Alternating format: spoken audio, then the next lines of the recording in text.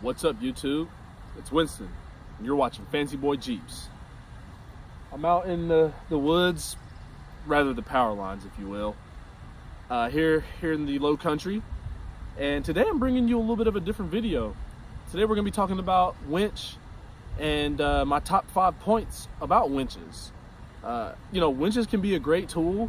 They're amazing when you're getting stuck or someone else is stuck.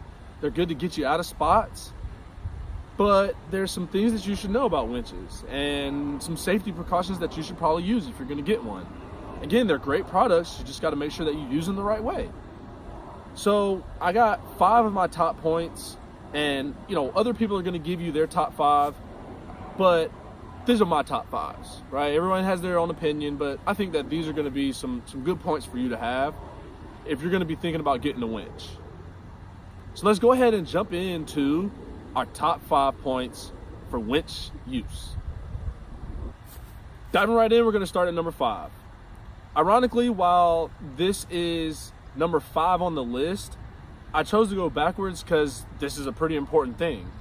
So number 5 on your list is going to be maintenance, keeping up with your winch.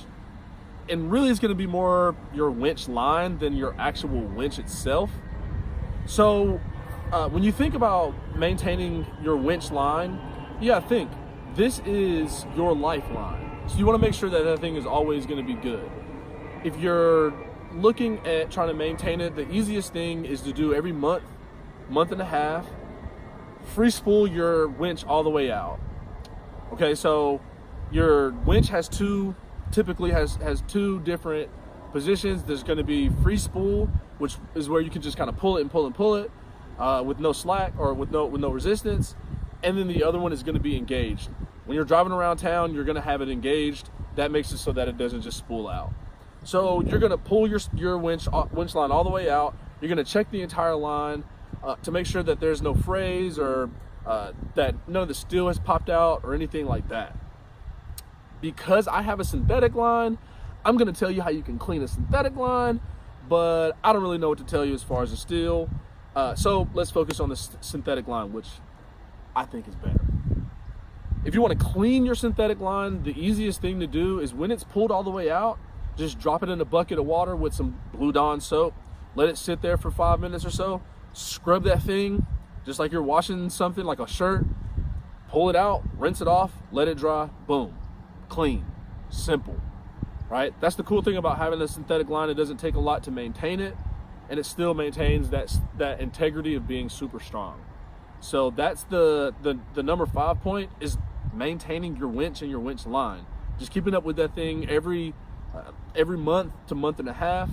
Once you have finished cleaning and inspecting it, then you can just pull it back in and spool it back in.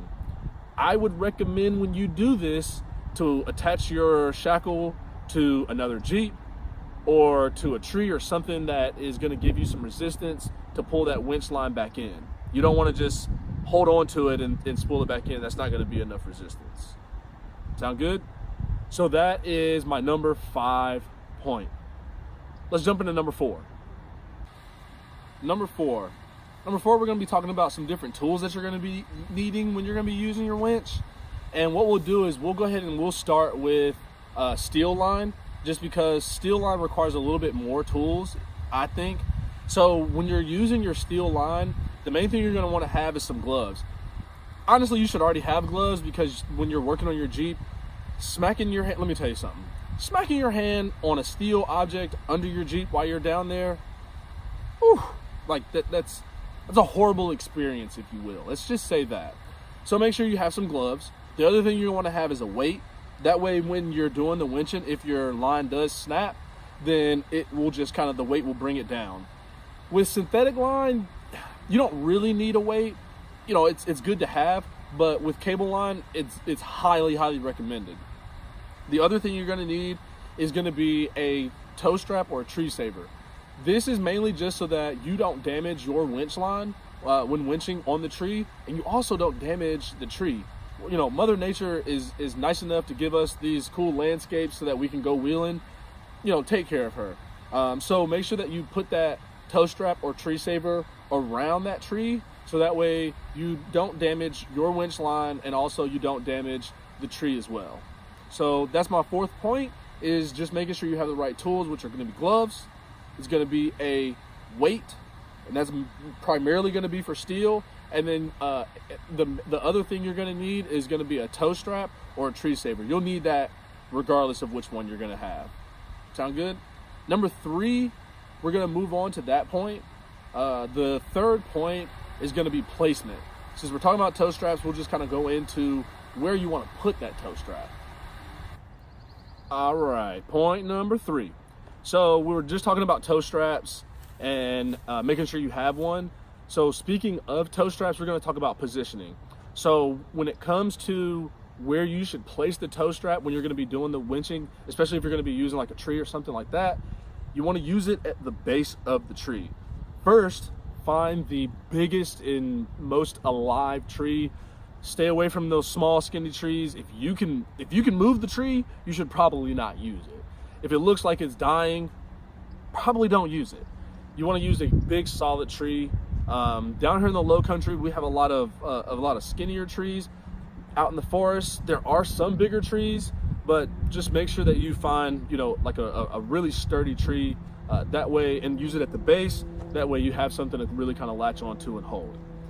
The second thing, as far as positioning is going to be concerned, and I brought my old shackle. So this is my traditional shackle that came off of my worn winch.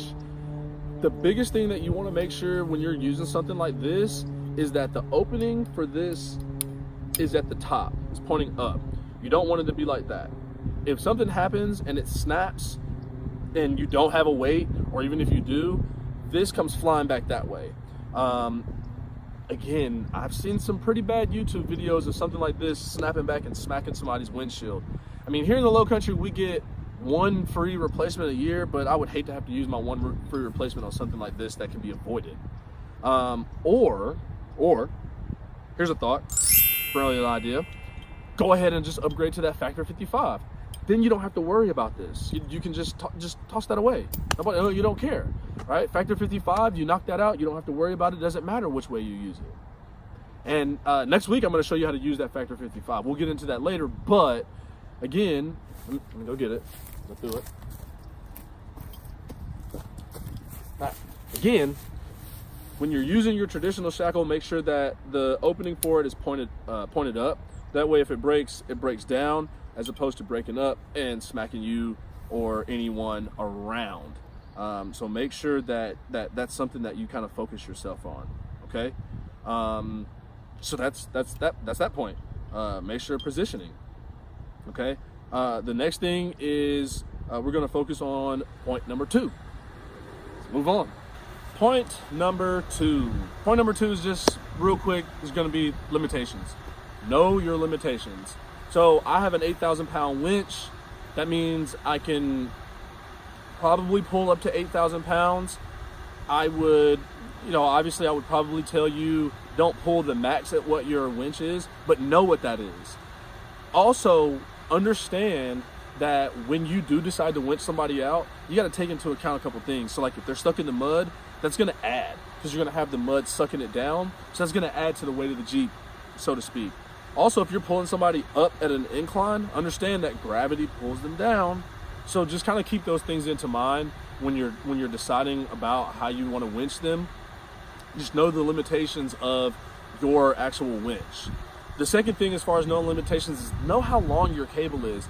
I have the 100-foot Spydra, which means my cable line is 100 feet. Now, don't pull your winch line all the way out, right? That's unsafe. What I was told, recommended based upon my Prez Low Country Wrangler, Suzanne Utley, is to make sure that you, on a cable, on a synthetic cable, you have at least 10 wraps around the main spool, and then on a